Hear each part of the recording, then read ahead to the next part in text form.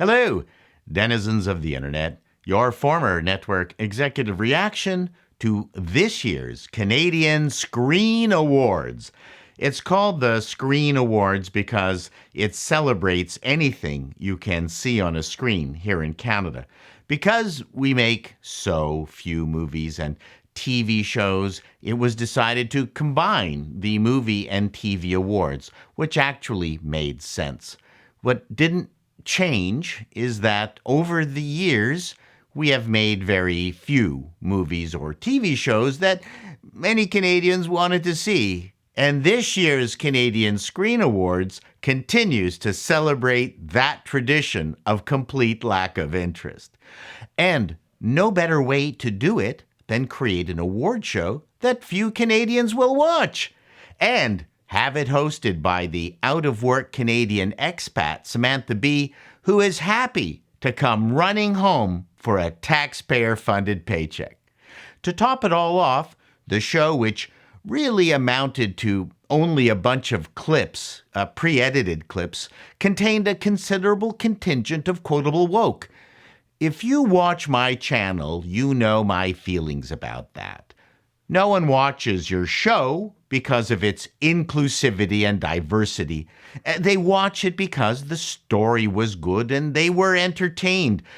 You might have created your show with the idea of righting a social injustice, but we don't want to hear that. We want to hear you celebrate the cast, the director, your agent, then get off the stage. If no one sees your art, then it's not art. Your feeble bleating of inclusivity is much like a corporate mission statement. It's an internal document that expresses the values of the company. Coca-Cola's mission statement is probably 12 pages long, but all the consumer gets is Coke is it.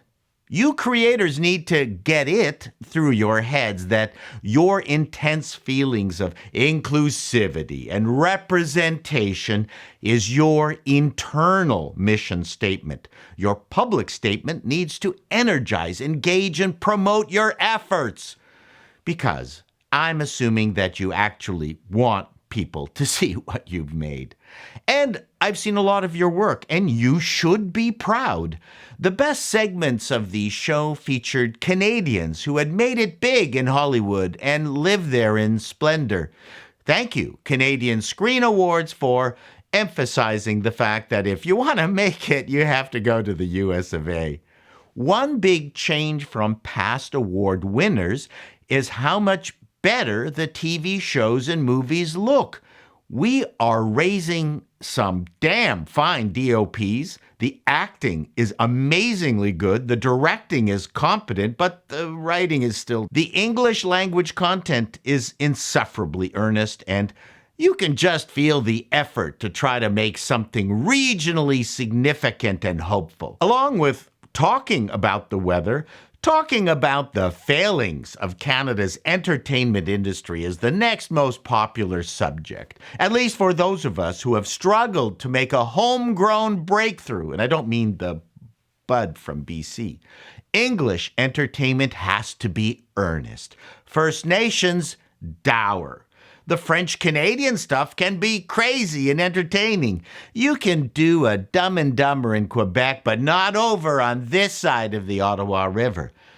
It was nice to see the kids in the hall on the show, though Amazon paid for their freight. I really like the CBC show, sort of, but I don't know how many people actually watch it.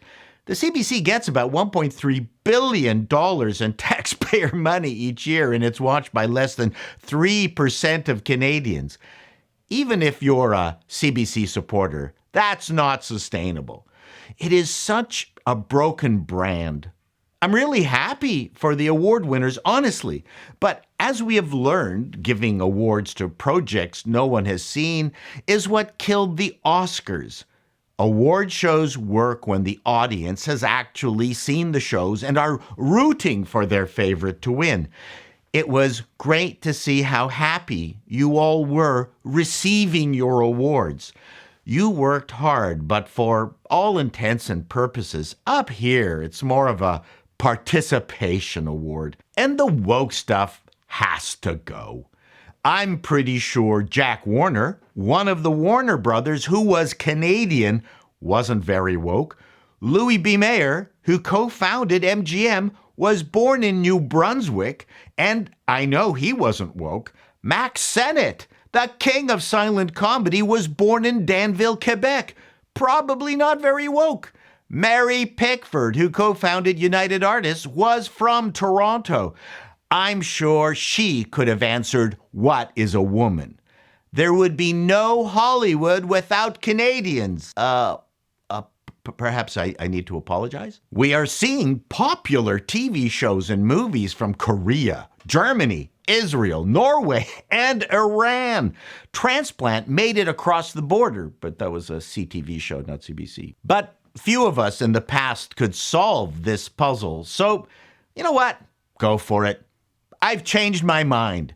Say whatever the heck woke nonsense you want. It's not going to make any difference.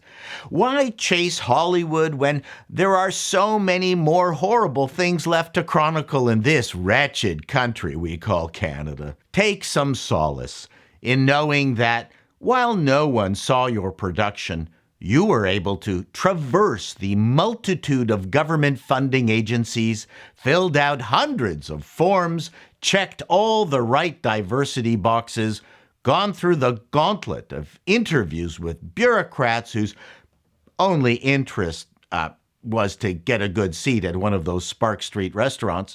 Be proud of your form-filling prowess. You've used our taxpayer money to make a great sizzle reel for Netflix, Amazon, and Apple Plus. Till next time, denizens, be seeing you.